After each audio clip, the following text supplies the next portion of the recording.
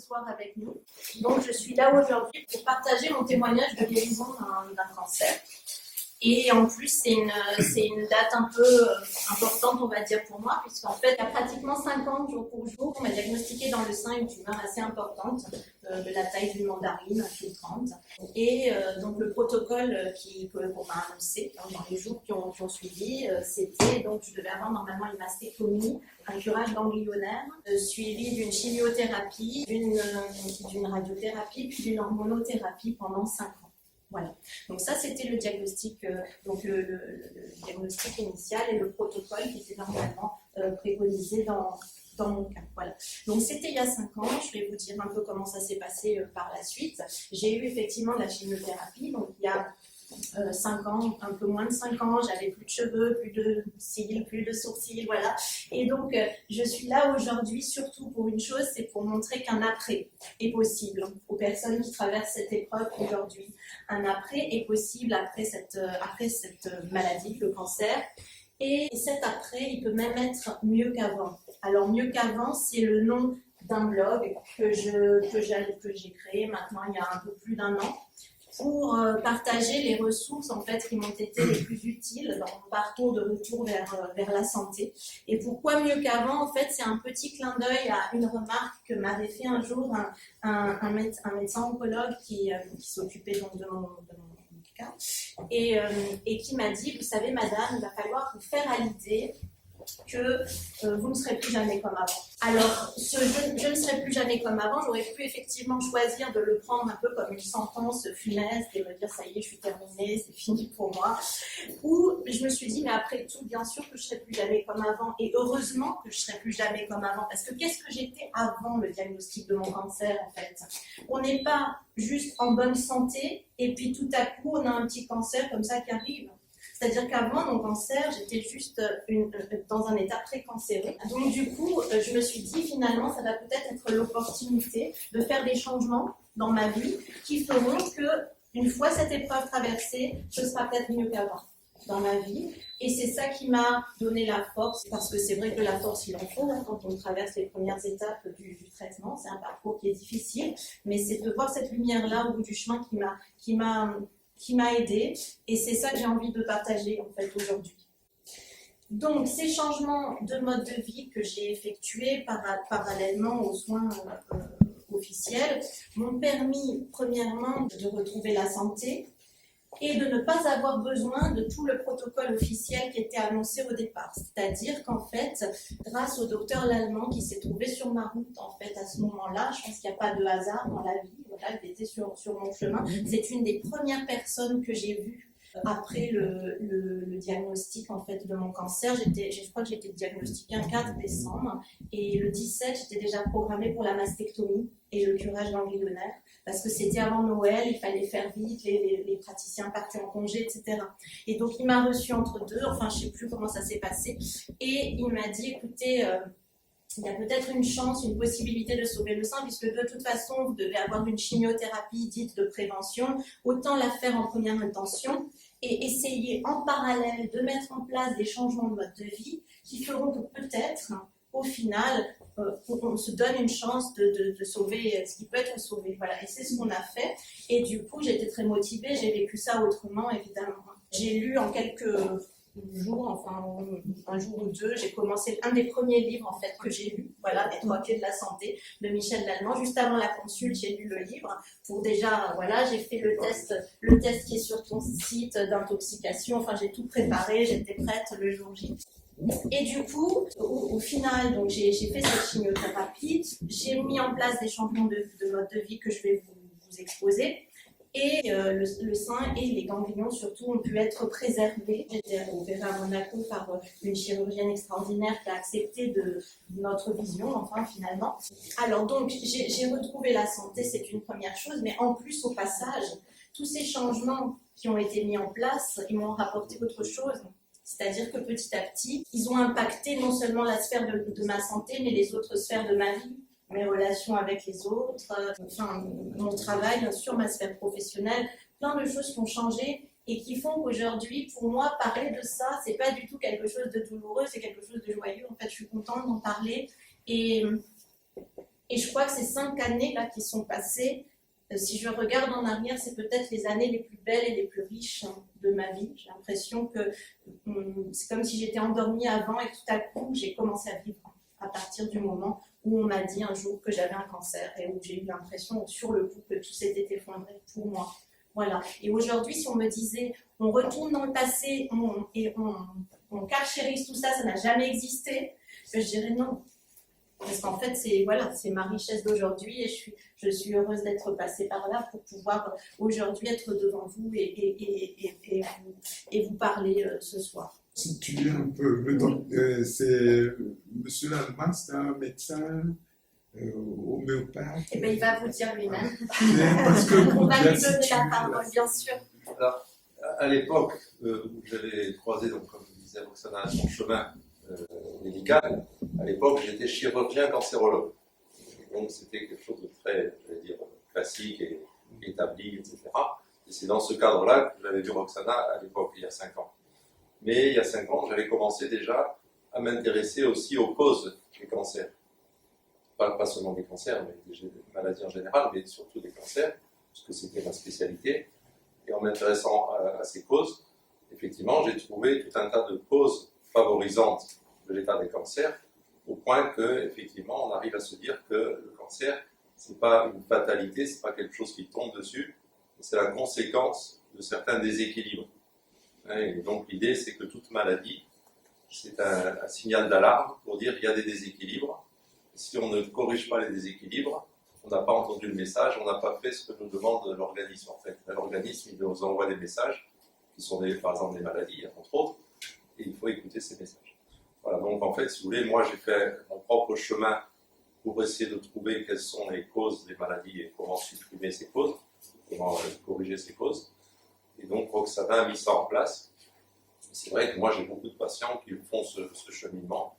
Et dans ces cas-là, oui, la maladie est quelque part un petit peu une chance de pouvoir avancer. Bon, c'est-à-dire, je vois un médecin qui contredit un autre médecin.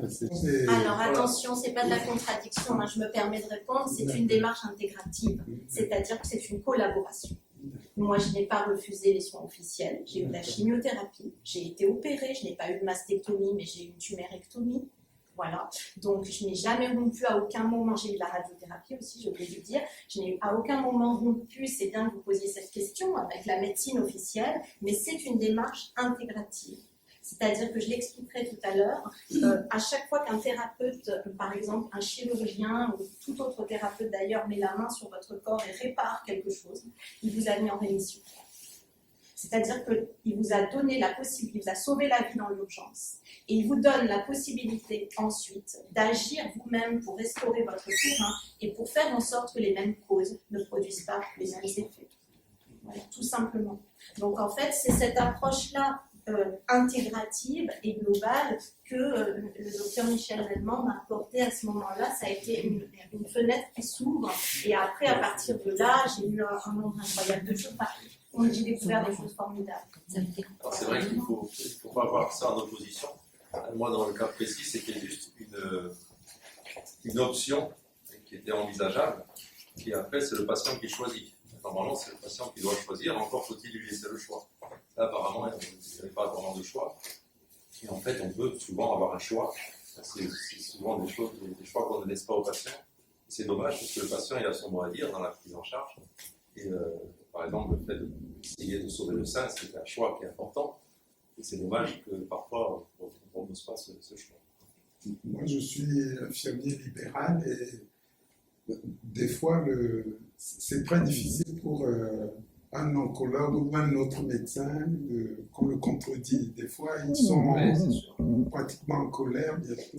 Ce que je propose, moi, aux gens, c'est d'être souple, c'est-à-dire comprendre que les gens ont chacun quelque chose à nous apporter. Et que si vous sentez que quelqu'un n'est pas ouvert, ça ne sert à rien, vous perdez votre énergie. Enfin, l'idée, c'est d'être soi-même acteur. Et si on va chez quelqu'un, c'est pour prendre les choses qu'on a, enfin, à prendre de cette personne. Quand un oncologue vous dit quelque chose, même quelque chose qui vous heurte, il faut savoir que lui, il le dit pour être fidèle à ce qu'il pense juste en son âme et conscience. Il ne le dit pas pour vous faire du mal, il le dit pour vous protéger. Moi, mon oncologue qui me disait faites attention, si vous n'enlevez pas les seins, vous avez un risque de...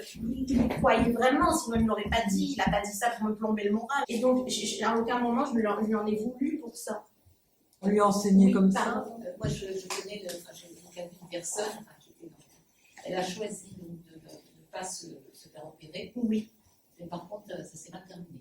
Voilà, ça il faut le dire aussi. Oui, après chaque parcours est unique. Voilà, vraiment c'est bien que cette dame mette ça en avant d'emblée. Je crois qu'on a tous dans nos familles, on a tous perdu quelqu'un d'un cancer. Déjà, il faudrait peut-être le dire aussi d'emblée. Et chaque cas est unique et c'est pour ça aussi que personne ne peut dire à une autre personne, faites ceci, vous allez guérir. Parce qu'en réalité, c'est tellement un cheminement personnel que même pour nos proches, on ne peut pas le faire. C'est-à-dire refuser un traitement, c'est une chose, mais à condition de faire des choses à côté. Si on refuse sans rien faire à côté, évidemment, ça ne marche pas.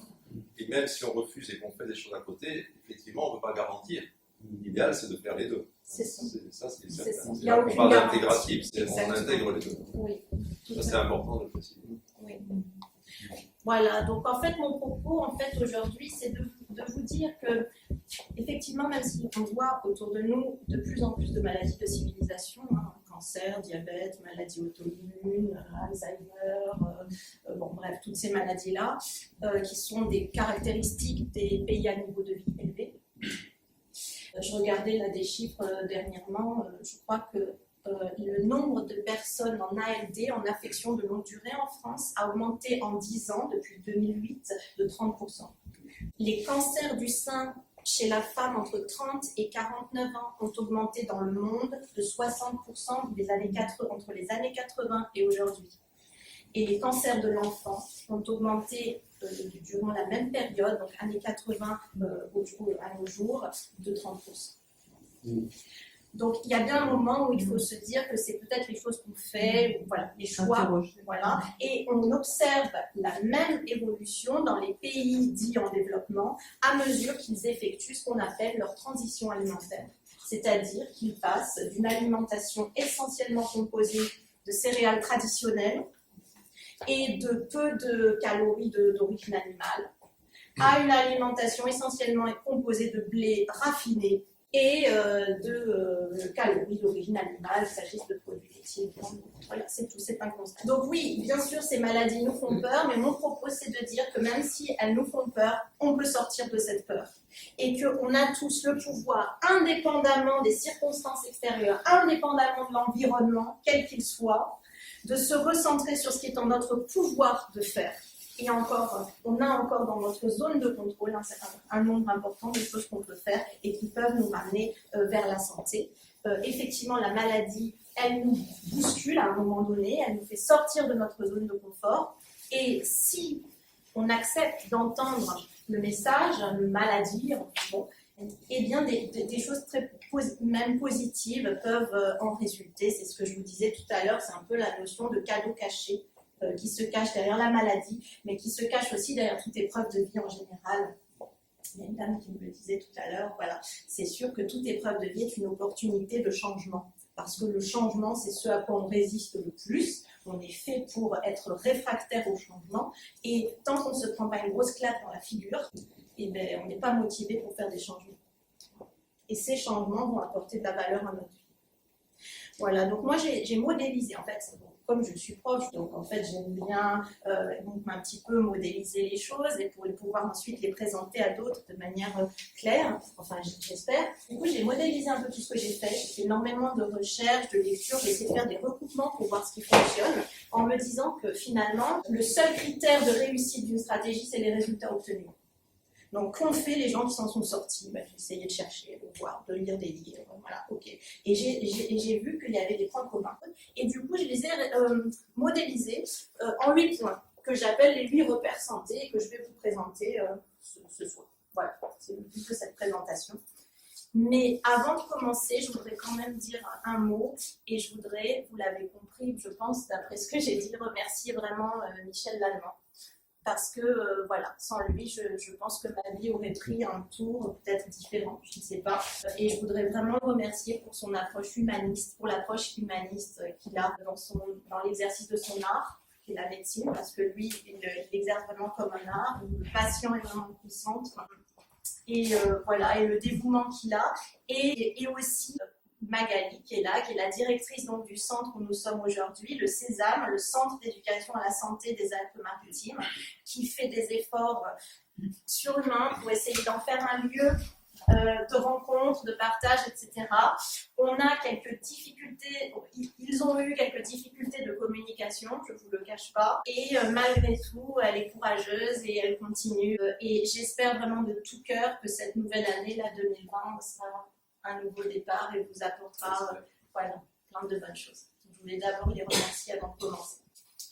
Allez, alors avant de parler de choses plus lumineuses, le cancer, pour tout le monde, ça commence par le choc de l'annonce. Je suppose que parmi vous, il y a des personnes qui ont connu ça ou qui ont connu des proches qui ont été concernés. À ce moment-là, le monde s'effondre en fait. C'est-à-dire que quand ça frappe à la porte, par définition, on s'y attend jamais, c'est jamais pour le moment, enfin c'est juste pas possible, pas concevable, parce que je pense qu'on vit un peu tous comme si on était immortels, et que le cancer, c'est un mot qui veut dire que, enfin, on a un peu la croyance que cancer égale mort, quoi. Hein. Un diagnostic de cancer, c'est comme un diagnostic c'est une fatalité à un moment donné qui nous tombe dessus, un coup du sort. Pourquoi moi? Enfin, c'est juste pas possible, c'est pas concevable. Voilà. Personnellement, pendant les premières heures, les premiers jours, j'étais un peu bloquée. Enfin, je ne pouvais pas accepter que ce qui venait de m'être annoncé était vrai. C'était juste pas possible. Et à ce moment-là, j'étais limite. Enfin, je pense que ce qui me maintenait dans la peur, ce qui me maintenait dans l'impuissance, c'était la croyance que le cancer est une fatalité, un truc qui s'abat sur vous, qui vous arrive. Et je pense que quand on a la croyance qu'un cancer est une fatalité, eh bien on est bloqué. On est bloqué dans le statut de victime. C'est-à-dire que la solution, elle est hors de mon contrôle. Et du coup, je suis bloquée dans l'impuissance. Alors pourquoi elle est hors de mon contrôle? Parce que c'est peut-être la malchance, c'est peut-être une punition divine, c'est peut-être parce qu'on vit dans un monde pollué, on l'a dit tout à l'heure, c'est peut-être parce que les industriels nous empoisonnent, enfin tout un tas de choses face auxquelles on se sent tout petit et impuissant, on a l'impression qu'on subit, c'est peut-être les blessures de vie, ou encore la génétique. Et là encore, quand on dit c'est génétique, on a tout dit. Alors du coup, c'est une fatalité, on est impuissant, il n'y a rien à faire. Et c'est là que, je le remonte à nouveau, mais c'est quand j'ai lu ce livre, en fait, ça m'a débloqué. J'ai pivoté, en fait, j'ai lâché prise d'une croyance limitante, le cancer est une fatalité. Et tout à coup, il m'est apparu clairement qu'en fait, non, le cancer n'est pas une fatalité, le cancer, c'est un résultat. Et alors là, c'est différent. Parce que si c'est un résultat, si c'est pas une fatalité, mais si c'est un résultat, alors ça signifie qu'en fait, au-delà de ce qui m'arrive, il y a des choses qui sont en mon pouvoir de faire.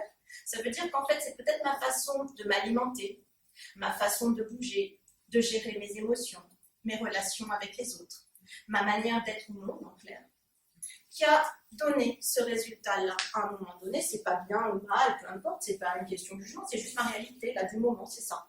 C'est un résultat. Et alors, si c'est un résultat, mais c'est une bonne nouvelle, c'est génial, ça veut dire que si j'agis différemment, j'ai peut-être la chance d'obtenir des résultats différents. Et ça m'a redonné en fait le contrôle, le pouvoir sur la situation. Et je pense que vraiment, pour les patients atteints de cancer, cette notion-là est essentielle. Les aider à sortir de cet état d'impuissance, de flou, où on ne comprend pas et on a l'impression que que tout va dépendre d'un médecin. Moi, j'étais comme ça au début. Quand je suis arrivée dans ton cabinet, on était là avec Pascal, qui est là, mon mari. On attendait que le docteur nous sauve, quoi.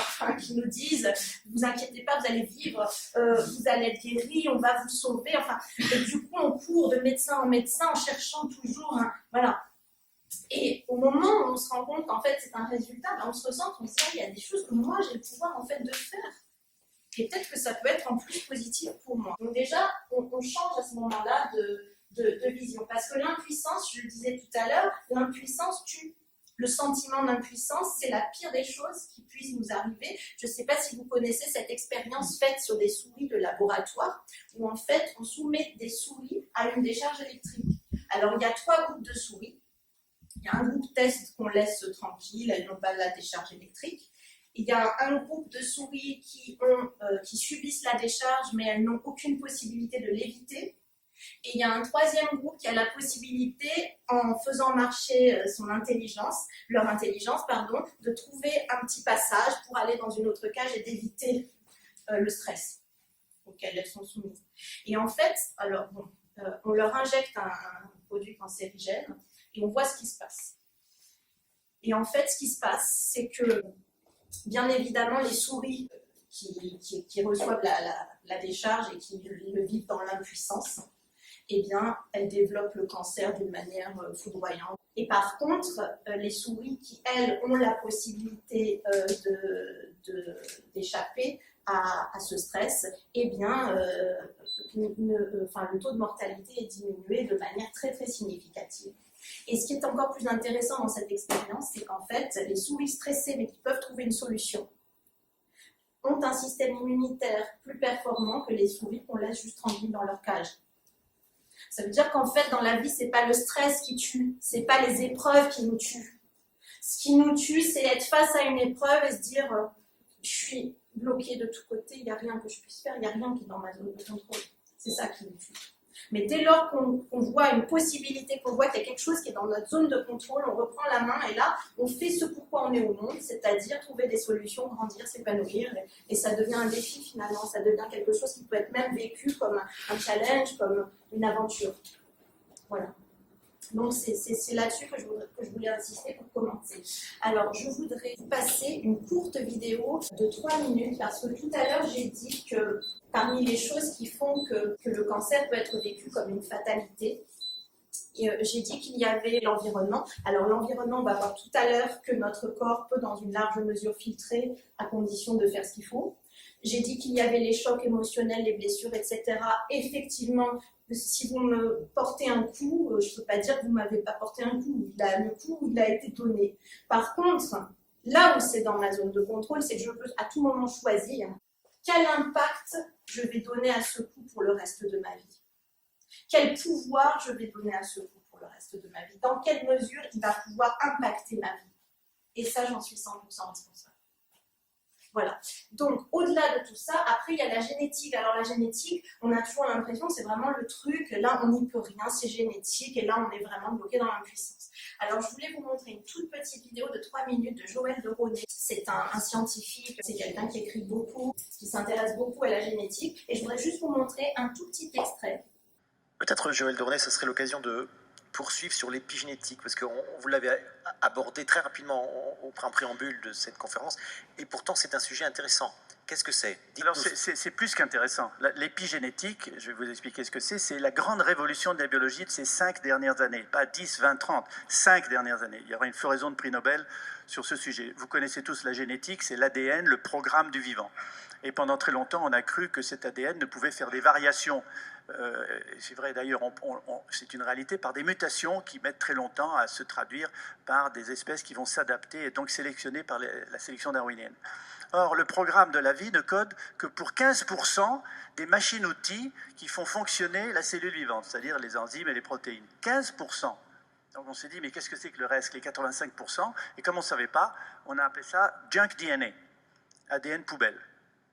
C'est facile. C'est des trucs qui sont accumulés au cours du temps. Maintenant, on sait que ces 85% permettent la fabrication de petites molécules d'ARN qui sont en monobrin, beaucoup plus courtes que le grand ADN, 10, 15 bases du code génétique jusqu'à 150. Et en permanence, elles circulent dans le corps et régulent le fonctionnement des gènes. Donc l'épigénétique, c'est la modulation de l'expression des gènes. En fonction de quoi? En fonction du comportement. Votre comportement quotidien. Ce que vous mangez. Si vous faites de l'exercice ou pas. Si vous avez managé ou non votre stress, si vous avez du plaisir dans ce que vous faites, et si vous avez un réseau social et familial qui marche bien, ces 5 éléments, combinés entre eux, vont conduire à la production dans votre corps de petites molécules qui vont s'accrocher à des enzymes, lesquelles vont rentrer ou être reconnues dans le noyau.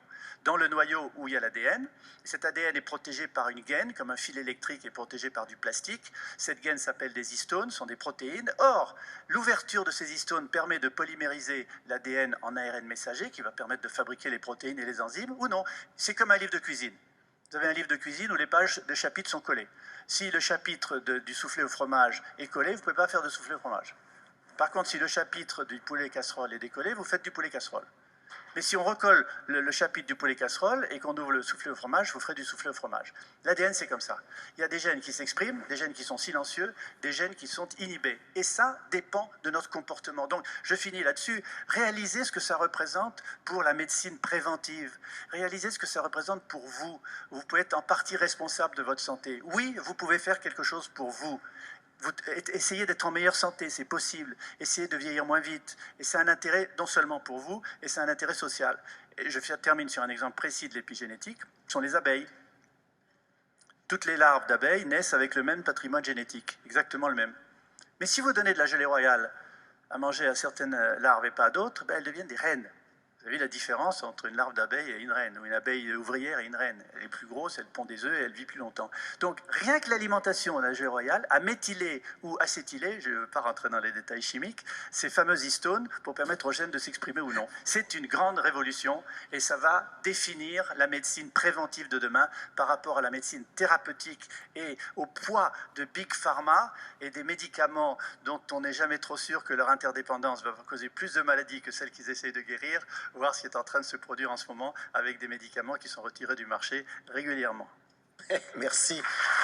Donc juste, c'est un tout petit extrait, mais c'était juste parce que ça me permet de rebondir sur cette notion de génétique et d'épigénétique. En fait, en réalité, oui, c'est une révolution, l'épigénétique, parce que qu'est-ce que ça nous apprend? Ça nous apprend qu'en fait, effectivement, on a des gènes qui sont des potentialités dans notre vie, mais qui peuvent s'exprimer ou non en fonction de notre mode de vie. Et c'est la raison pour laquelle vous pouvez avoir des vrais jumeaux monozygotes, l'un va être diabétique et l'autre non. Donc même sur notre patrimoine génétique, on a un pouvoir en fonction de ce qu'on va faire au quotidien. Voilà, donc du coup, pour résumer, tout à l'heure, on disait, quand on est victime, on se condamne à l'impuissance. Or, quand on se dit, mais finalement, je suis responsable de ma santé, eh bien, ça veut dire qu'il y a des changements possibles, je reprends la main, je reprends le pouvoir sur la situation. Et attention, responsable n'est pas coupable. Hein. Je discutais avec une dame, enfin, peu importe, dans le domaine médical, qui me disait, oui, ça me fait un peu peur, ça, parce qu'en fait, du coup, le patient, déjà, il lui arrive ça, il est dans l'état de choc et tout, et en plus, on va lui dire, vous êtes responsable de votre santé. Et en fait, c'est sûr que si on confond culpabilité et responsabilité, là, c'est violent. Et c'est pas du tout la même chose. Coupable, ça veut dire qu'une faute a été commise et que quelqu'un doit payer, c'est bien fait. Hein. Alors que responsable, ça veut juste dire qu'on a un pouvoir sur les choses. Donc, c'est plutôt une bonne nouvelle d'être responsable. Alors, bon, du coup, quand on accepte cette idée qu'on est à 100% responsable de sa santé, eh bien, on devient, alors ce que les médias appellent aujourd'hui, c'est un terme à la mode, un patient expert. Alors, j'ai barré patient, parce que personnellement, j'ai pas envie d'être un expert de ma maladie. J'ai envie plutôt d'apprendre à être un expert de la santé qu'un expert de la maladie. Et dans patient, il y a une notion de patient passif. Le patient, il suit l'ordonnance, en fait, il subit. Alors qu'un acteur, il agit. Alors là encore, j'ai essayé de modéliser un petit peu ça en partant du choc de l'annonce. Donc le choc de l'annonce, c'est l'état d'abattement où on se trouvait tout à l'heure. À partir du moment où on dépasse cet état de choc de l'annonce et où on prend conscience de son pouvoir sur les choses, on prend conscience du fait que la maladie est un résultat, on s'ouvre un peu plus au diagnostic.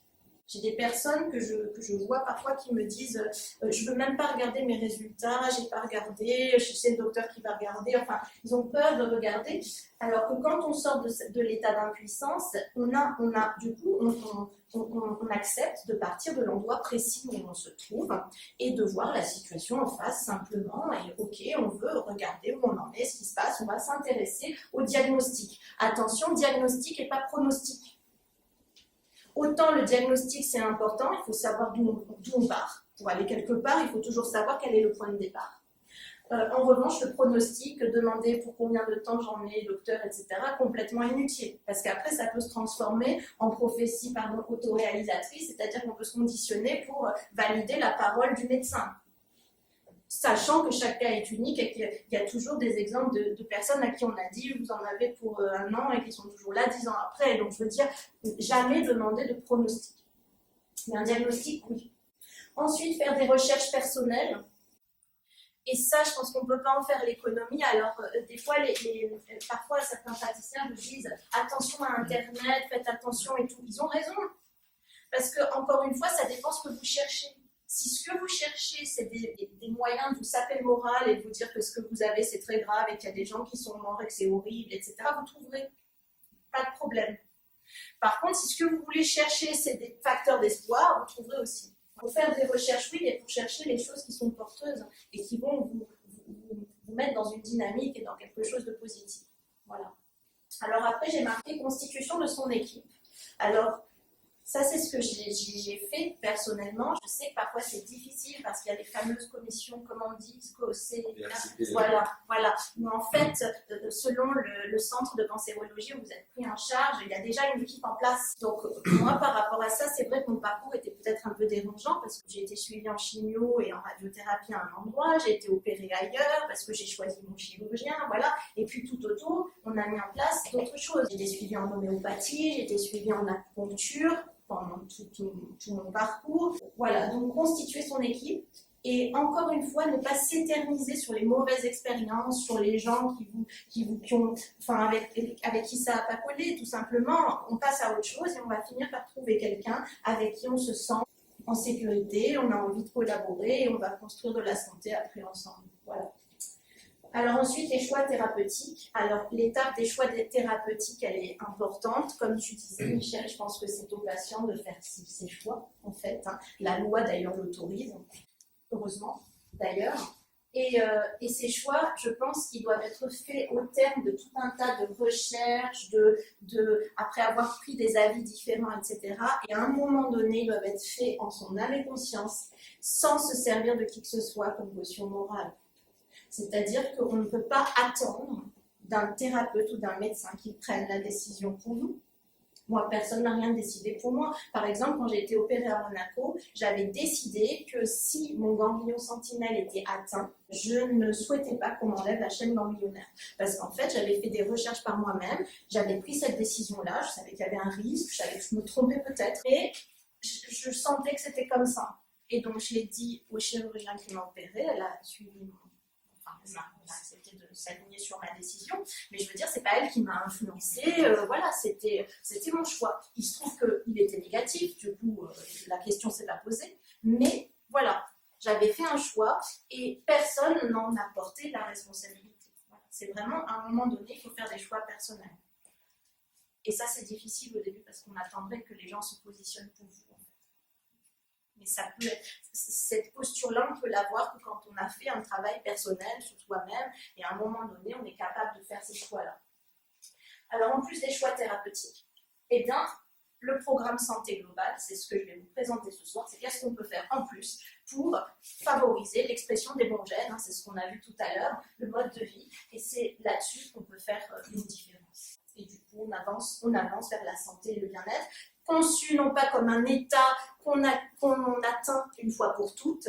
Bien sûr, la santé, c'est un équilibre dynamique. C'est-à-dire que là, aujourd'hui, je vous parle, peut-être que dans quelques mois, dans quelques années, je ne serai plus en santé parce que, à ce niveau-là, j'aurais lâché, parce que j'aurais laissé quelque chose m'ébranler émotionnellement et que je n'aurais pas les ressources pour faire face, je ne sais pas. Donc, c'est vraiment un équilibre dynamique et c'est nos choix de chaque instant qui font qu'on est dans la santé. Alors, qu'est-ce que j'ai découvert ? La première chose que j'ai découverte, en fait, qui m'a fascinée, c'est qu'en fait, mon corps n'était pas fou. Et que on ne peut pas juste à un moment donné, et je vous l'ai dit tout à l'heure, je crois que je me répète, être en bonne santé et puis paf, on a un petit cancer. C'est juste pas possible. Le cancer, c'est le résultat d'un déséquilibre global de l'organisme, en fait. Pourquoi ? Parce que comme tout organisme vivant, notre corps, il tend naturellement à la cohérence, il tend naturellement à l'intégrité, à l'équilibre, c'est ce qu'on appelle l'homéostasie. L'homéostasie, en fait, c'est la recherche d'équilibre. Tout organisme vivant, il cherche à maintenir son intégrité et sa vie, sa stabilité au sein d'un environnement instable. C'est-à-dire que dans l'environnement, tout change en permanence. Les gens, les émotions, les circonstances, tout. Et nous, en fait, on cherche toujours à rester tel qu'on est. Et donc, le corps, il ne nous a pas attendu pour rechercher ça. Je veux dire, il n'y a qu'à regarder tout ce qui vit autour de nous, c'est parfait de nature, et il n'y a pas besoin d'intervention humaine pour que tout autour de nous aspire y a un élan vers le vivant qui s'exprime indépendamment de nous, et heureusement. Voilà. Donc la santé, c'est un peu l'état naturel de notre corps. On le voit quand on se blesse, il y a tout un tas de choses qui se mettent en place pour que ça se répare. Donc du coup, il suffit de laisser faire. Il suffit de relancer cette homéostasie en mettant le corps dans des bonnes conditions, à travers une énergie, je dirais, suffisante et circulante, et avoir confiance dans les capacités de réparation, d'auto-guérison. Michel a fait un article là-dessus qui est très très intéressant sur que finalement toute guérison c'est une auto-guérison au final, hein, c'est juste mettre le corps dans les bonnes conditions pour qu'il sache, pour qu'il fasse ce qu'il sait faire et ce qu'il a à faire, en interférant le moins possible. Alors, ça c'est un petit schéma que j'ai fait pour modéliser un petit peu la santé. Je dirais qu'il y a la sphère physique, il y a la sphère émotionnelle, et puis il y a deux excès, la carence et l'intoxication. Carence physique, mais aussi carence émotionnelle. Intoxication physique, intoxication émotionnelle. C'est-à-dire qu'en fait, la santé, c'est un point d'équilibre, la dynamique qui se trouve au centre, à la confluence de ces sphères-là. Et je dirais que s'il n'y a pas suffisamment de choses pour nourrir le corps, pour nourrir la vie en nous, on est malade, on est déséquilibré. Mais à l'inverse, si on retient trop, si on bloque, si on crée des amas, et ben pareil, on déséquilibre l'ensemble. Voilà. Alors ça donne ceci. On rejoint du coup cette notion de terrain, c'est ce qu'on a vu tout à l'heure avec l'épigénétique. Le terrain, c'est ce qui fait qu'on est inégaux devant des circonstances de vie, devant des agressions extérieures. Alors, si on parle par exemple de carence physique, le manque de micronutriments. Les micronutriments, peut-être que tu peux expliquer ce que c'est quand même super important d'en parler. Oui, bon, ça va être par exemple tout ce qui est vitamines, minéraux, enfin tout ce qui est en petite quantité, mais qui est quand même indispensable à la vie. Il y a d'une part les aliments qui apportent des calories, et après il y a tout ce qui est micronutriments qui apportent donc des vitamines, des choses indispensables au corps en petite quantité, mais indispensables. Voilà. Et ce qui fait qu'avec l'alimentation actuelle, quand on mange des pâtes, des pizzas, des biscottes, je ne sais quoi, on est nourri, mais on n'est pas nutri. D'accord ? Les macronutriments, ça va être les glucides, les lipides et les protéines. Hein. Les micronutriments, ça va être les vitamines, les enzymes, les minéraux, tout ça. Et donc, le manque de micronutriments, le manque de sommeil, on en parlera tout à l'heure, le manque d'activité physique, la sédentarité, le manque d'oxygène, le manque de soleil, donc de vitamine D. Bon. Donc ça, c'est au niveau physique. Au niveau émotionnel, ça peut être la solitude, ça peut être l'isolement, ça peut être le manque de lien en fait, physique, affectif, spirituel, enfin dans différentes sphères. C'est vrai qu'on vit dans un monde de séparation, hein, en fait, les gens sont de plus en plus seuls, isolés, derrière leurs trucs, leurs smartphones, leurs écrans. Plus on est connecté, moins on est connecté, en fait. Hein. Voilà. Et ensuite, la sphère physique, donc l'intoxication physique, les virus, les mauvaises bactéries, la pollution qui pénètre et qui stagne dans le corps, les poisons, là, tout ça. Et l'intoxication émotionnelle aussi, les blessures, les chocs émotionnels, les relations toxiques, etc., qui peuvent impacter. Et la santé, c'est trouver le point d'équilibre. Juste une petite précision, aujourd'hui on montre que la sédentarité tue plus que l'alcool et le tabac réunis. Et on est aussi en train de montrer que la solitude tue plus que l'alcool et le tabac réunis. Donc tout ça pour montrer que l'épigénétique, c'est vraiment quelque chose de très global, c'est pas que la nourriture, c'est vraiment l'activité physique, les émotions. Et tout est en interconnexion. Parce qu'on mange autrement, on a plus envie d'aller vers les autres, on va vers les autres, on va vraiment boulotter des cochonneries, enfin, tout est lié. Alors, pour revenir sur la notion de terrain, je voulais revenir sur les 3 étapes de formation d'un cancer. Vous savez, d'abord, il y a l'initiation. L'initiation, c'est quand, en fait, tu me rectifies si je dis des bêtises, c'est quand l'ADN se transforme, en fait, hein, c'est ça. Okay. Donc, quand l'ADN est affecté au niveau cellulaire. La deuxième phase, c'est la phase de la promotion, c'est-à-dire que plusieurs cellules dégénérées se regroupent pour former une tumeur qui va être détectable. C'est à ce stade qu'on est diagnostiqué en général. Et le 3e stade, c'est la progression, c'est quand le cancer peut métastaser et se diffuser dans le reste de l'organisme. Voilà. Alors ça, c'est quelque chose, excuse-moi d'intervenir, c'est fondamental. On a tous des cellules cancéreuses dans le corps. Ça, c'est vraiment fondamental de le savoir. Il n'y a pas des gens qui ont un cancer, des gens qui n'en ont pas. Il y a juste des gens qui savent qu'ils ont un cancer et d'autres qui ne savent pas qu'ils l'ont. Ça, c'est fondamental parce que ça permet de voir les choses totalement différemment. Quelqu'un qui vient de manger un cancer, en fait, il apprend qu'il a un cancer. Il avait ces cellules cancéreuses une semaine avant, un an avant, il en avait. Donc, on ne devient pas cancéreux du jour au lendemain. On a tous des cellules cancéreuses. C'est notre mode de vie qui fait qu'elles s'expriment ou non. Ça, c'est fondamental. Oui, en fait, voilà, c'est à ce stade-là, hein, au stade de l'initiation, on a tous des On a tous fait un peu la cellules. promotion aussi. Et en fait, qu'est-ce qui va faire que chez quelqu'un, ça va dégénérer, voilà, c'est le mode de vie. Et c'est cette notion essentielle d'immunité, en fait. C'est que dans un organisme en bonne santé, les cellules immunitaires, elles vont s'attaquer aux cellules dégénérées, enfin, voilà, les tenir en respect ou les forcer à s'autodétruire. Et dans un organisme malade, cette régulation ne se fait plus, et c'est ça le cancer. Le cancer, c'est pas la tumeur. La tumeur, c'est juste le signal d'alarme, comme sur votre véhicule, si vous avez attention, les freins sont défectueux, il faut les changer. Une fois que vous avez éteint le voyant, vous n'avez pas réglé le problème. C'est ce qu'on fait quand on se fait opérer, mais qu'on ne fait rien derrière. À chaque stade, en fait, le terrain a un rôle fondamental au niveau de l'initiation, de la promotion, de la progression. Un cancer est réversible à tout stade si on agit sur le terrain. Et un terrain acide, inflammatoire, oxydé, une paroi intestinale perméable et une flore pathogène, on en parle aussi beaucoup aujourd'hui, voilà, joue un rôle clé en fait dans cette notion de terrain et d'immunité déficiente. Alors du coup, une tumeur, c'est ce que je disais, c'est pas la maladie, c'est juste un signal qu'un équilibre à un moment donné a été rompu. Et pour que cet équilibre soit rompu, attention, le corps est super bien fait, donc il y a plusieurs systèmes de sécurité qui ont été franchis pour en arriver là. Pour qu'un cancer soit diagnostiqué, il faut des années d'évolution, enfin de la maladie. Voilà. Donc, le corps, il cherche toujours la moins mauvaise solution. Si c'est fermé d'un côté, il va trouver autrement pour maintenir la vie. La vie, elle tend toujours vers la vie. Donc la tumeur, c'est pas la maladie. La maladie, c'est le déséquilibre global de l'organisme qui a permis à la maladie de se développer, chose qui dans un organisme sain ne peut pas se produire puisque c'est régulé par le système immunitaire. Donc supprimer le symptôme soulage, supprimer le symptôme, ça sauve la vie dans l'urgence, il faut le faire bien sûr, mais après, il faut passer à l'action pour agir sur les causes de la maladie. Alors là, j'ai mis un petit texte du docteur Catherine Kousmine, voilà, qui dit qu'il importe que les malades comprennent que leur cancer est construit par leur organisme, est voulu par lui, et en tant que réaction immunitaire de défense, au moins transitoirement utile et nécessaire. Si le médecin s'attaque au cancer sans corriger le terrain sur lequel celui-ci s'est développé, le corps du malade s'oppose à ce traitement et le résultat obtenu correspond à la différence entre les deux efforts. Si l'on supprime le besoin que l'organisme a de son cancer, celui-ci tend à se résorber spontanément. L'effet obtenu résulte de la somme et non plus de la différence des efforts du malade et de son médecin et des meilleurs.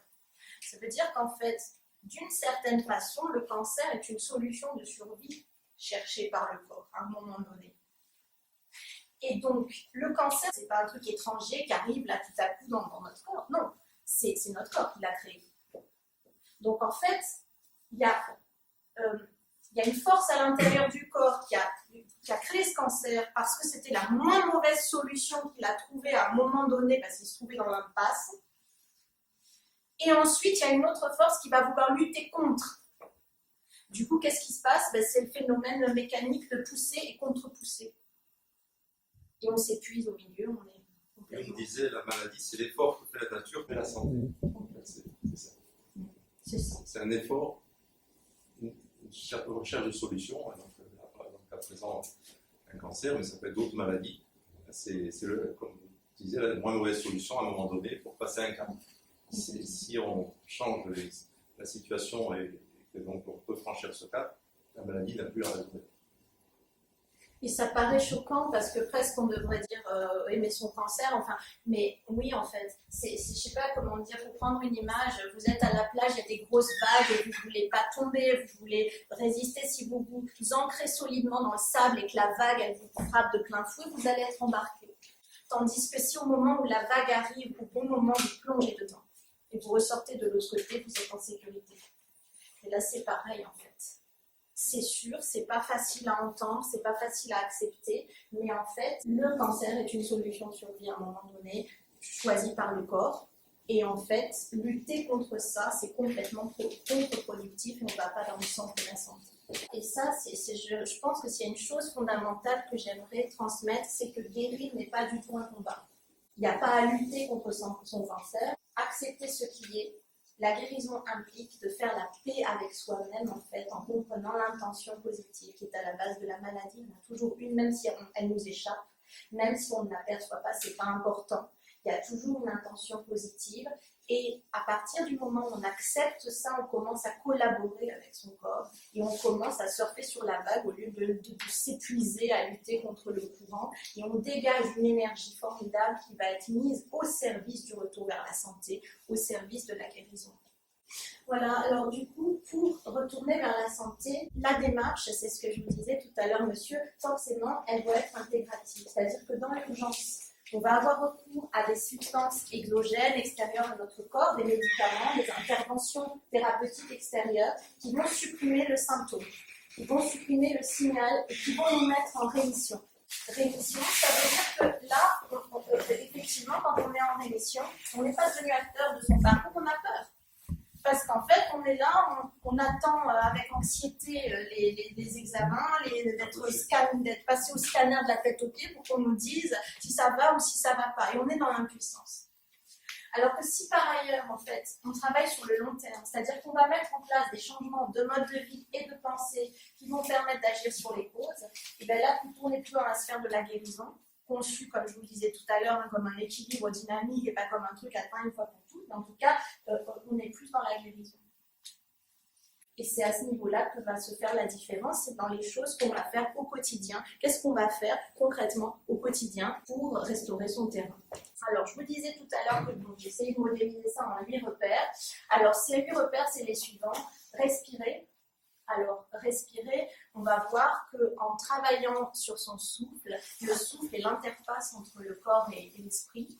Et en fait, en travaillant sur son souffle, en faisant des exercices respiratoires en conscience, on impacte tous ces biorhythmes. Manger, l'alimentation, l'activité physique, la sédentarité tue aussi, voilà, on en a parlé tout à l'heure. La détoxification, le repos. Alors, au départ, je l'avais placé parmi les 8 repères santé. Et puis, je m'aperçois, plus ça va, plus je m'aperçois qu'en fait, c'est le socle. C'est-à-dire que le sommeil, c'est vraiment la base. Là, je suis en train de lire ce livre de Matthew Walker. Voilà, tout à l'heure, je vous montrerai une petite vidéo de 3 minutes encore. Alors, Matthew Walker, en fait, c'est un prof en neurosciences. Il a été prof à Harvard et il dirige le labo sommeil à Berkeley depuis 30 ans. Donc, en matière de sommeil, il maîtrise le sujet. Et en fait, dans les premières pages de son livre, sur la première page, en fait, il dit que dormir régulièrement moins de 6 ou 7 heures par nuit détruit votre système immunitaire et multiplie par 2 les risques de cancer. Par 2. C'est-à-dire que, voilà, faites tous les soins qu'on vous préconise de faire, mettez en place tout ça et tout. Si vous ne dormez pas, c'est mort. C'est-à-dire que tout ce que vous cherchez à mettre en place, ça va pas impacter positivement votre organisme. Tout simplement parce que quand on dort, on n'est plus dans le faire, mais dans le laisser faire, et on laisse la nature, encore une fois, faire ce qu'elle a à faire. Voilà. Alors, ensuite, j'ai mis se réaliser. Alors là, on va se dire, mais on est venu pour parler de guérir du cancer. Pourquoi elle nous parle de se réaliser? Parce qu'en fait, on cherche à revenir vers la santé, ok, mais cette santé, une fois qu'on l'a retrouvée, qu'est-ce qu'on va en faire? Au service de quoi on va la mettre? Et si on ne profite pas de cette occasion de maladie pour redonner un sens à notre vie, pour servir la vie, on veut que la vie nous serve, mais il faudrait peut-être qu'on la serve aussi, et bien forcément on va pas revenir vers la santé. Ensuite j'ai mis positiver, je vous expliquerai pourquoi tout à l'heure, parce qu'on sait que quand on a des émotions désagréables, en fait on produit certaines hormones qui dépriment notre immunité. Au contraire, quand on éprouve des émotions agréables, eh bien le système immunitaire est boosté et l'expression de nos gènes, puisqu'on en parlait tout à l'heure, est transformée. Voilà. Et enfin, se connecter, on a parlé du lien tout à l'heure, de la solitude, l'isolement, c'est mon dernier point, je vous expliquerai tout à l'heure pourquoi. Voilà, en fait, l'idée, c'est de remettre de la conscience dans certaines sphères de notre vie quotidienne, en s'en tenant à une sorte de plan d'action juste le temps que de nouvelles habitudes en fait soient prises et qu'on puisse lâcher prise évidemment du modèle. Je veux dire, l'être humain que nous sommes vit depuis combien? Même pas 10 000 ans dans un monde civilisé tel qu'on le connaît aujourd'hui, mais on est le résultat de centaines de milliers d'années d'évolution où on n'était pas dans un bureau toute la journée, soumis à la lumière artificielle, avec des technologies qui sont à notre service pour qu'on reste assis toute la journée, coupés des autres, derrière des écrans, et faisant un travail dont on ne voit même plus le sens global, parce que c'est compartimenté, chacun fait un petit bout, enfin voilà. On n'a pas été fait pour ça. Et forcément, quand on vivait à l'époque de nos ancêtres chasseurs-cueilleurs, on n'avait pas besoin de manger, d'acheter du bio, on n'avait pas besoin de s'inscrire à une salle de sport, on n'avait pas besoin d'un coach spirituel ou je ne sais quoi pour se reconnecter, non. Donc aujourd'hui, en fait, il est nécessaire de remettre de la conscience dans certaines sphères de la vie quotidienne parce qu'en fait, on a pris des habitudes qu'on nous a transmises par notre éducation, des gens qui pensaient bien faire, par exemple nos habitudes alimentaires, et c'est des habitudes qui ne vont pas dans le sens du vivant. Donc du coup, à un moment donné, on disait tout à l'heure, le cancer, c'est à un moment donné une grosse claque qui vous oblige à faire des changements. Eh bien, on se remet en question et on va s'ouvrir à ces changements-là et remettre de la conscience dans ces pôles de la vie quotidienne. Alors, qu'est-ce qui va se passer? C'est qu'en fait, on tombe malade avec son cerveau, on tombe malade avec sa personnalité. C'est avec sa personnalité qu'on tombe malade. Je citais cet exemple à un de tes séminaires, une dame qui nous disait qu'elle avait un de ses patients qui avait un dédoublement de personnalité et qui avait un cancer avec une personnalité mais pas de cancer avec une autre. Donc on tombe malade avec son cerveau. Ça aussi, ça fait partie des choses qu'il faut accepter dès le départ. C'est pas grave, non, c'est comme ça. Et si on attend d'avoir que notre cerveau nous donne l'impulsion pour faire des actions pro-santé, on peut attendre longtemps, puisque justement notre cerveau il nous a porté à faire ce qu'on a fait pour en arriver là. Donc une manière de court-circuiter ça, c'est de s'en tenir à un plan d'action, de s'investir au quotidien, de dire allez, je vais faire mes exercices respiratoires, je vais faire ma méditation, je vais faire... Voilà. Et en fait, à force de le faire, qu'est-ce qui se passe? C'est-à-dire que quand on agit, on commence par l'action. On n'attend pas d'être prêt psychologiquement, parce que forcément on ne peut pas l'être, on n'a pas câblé son cerveau pour. Mais à force d'agir, c'est ce qu'on voit en thérapie comportementale en fait, à force de faire certaines actions, on crée des voies neuronales en fait dans notre cerveau, on crée de nouvelles voies, et au final, on devient quelqu'un d'autre. On part d'un cerveau de cancéreux, qui pourrait être au scanner, enfin c'est vrai, on pourrait faire un scanner et voir que voilà, on n'a pas forcément le cerveau du bien-être et à l'arrivée, notre cerveau a changé, la structure de notre cerveau a changé. Et pour ça, on s'en tient à un plan d'action. Voilà. Alors pourquoi j'ai marqué qu'il n'existe pas de traitement miracle? Parce que, évidemment, vous le comprenez, avec tout ce qu'on a dit, étant donné que le cancer c'est un déséquilibre avancé de l'organisme, jamais on va fabriquer une pilule, et heureusement d'ailleurs, parce que tout ce travail, c'est à nous de le faire. Et il va falloir du temps, il a fallu du temps pour déconstruire, pour déséquilibrer, il va falloir du temps pour aller dans l'autre sens. Donc forcément, quand les gens vous disent que l'aloe vera, les noyaux d'abricot, tout ça, ok, ça peut aider, mais c'est juste une aide. C'est pas ça qui va restaurer l'ensemble. Et qu'est-ce qui va faire la différence? C'est l'implication quotidienne, personnelle. Voilà. Et donc, vous pouvez aller voir tous les thérapeutes du monde. Vous pouvez acheter tous les remèdes extraordinaires qui existent. Si au quotidien, vous ne faites pas des actions, vous ne faites pas des choses différentes, là, dès maintenant, dans votre vie, forcément, vous obtiendrez les mêmes résultats. Comme disait Einstein, c'est de la folie que de faire toujours la même chose et de s'attendre à des résultats différents. Si on veut des résultats différents, il faut changer au quotidien et ça, personne ne peut le faire à notre place. Ça ne s'achète pas, c'est gratuit et il n'y a que vous qui pouvez le faire. Et moi, ce que j'ai remarqué aussi, c'est que les gens qui ont du mal à guérir, ce sont des gens qui courent d'un truc à un autre. En fait. Ils entendent parler d'un médecin qui fait un truc, ils y vont. Ils entendent parler d'une nouvelle substance, ils la font. Ils sont un peu perdus et ils essayent de faire tout un tas de choses. Alors qu'au final, il suffirait d'en faire une bien, de faire un premier pas et un deuxième et de changer sa vie au quotidien pour que tout s'harmonise, vous voyez. En fait, ça, c'est vraiment typiquement la peur du changement. C'est-à-dire que, comme tu disais, on a une réticence naturelle au changement et donc on a une peur au changement. Il faut affronter cette peur à dépasser. Mais le message, c'est un petit peu ce que tu dis, c'est que finalement, ce changement, au début, on le vit comme quelque chose de difficile, de lourd, de pesant, de tout ce qu'on veut, de sacrifice, et au final, c'est toujours bénéfique. C'est-à-dire qu'une fois qu'on a fait l'effort de changer, il faut commencer par de toutes petites choses. Il ne faut pas du tout se mettre la barre très haut parce qu'on n'y arrivera pas.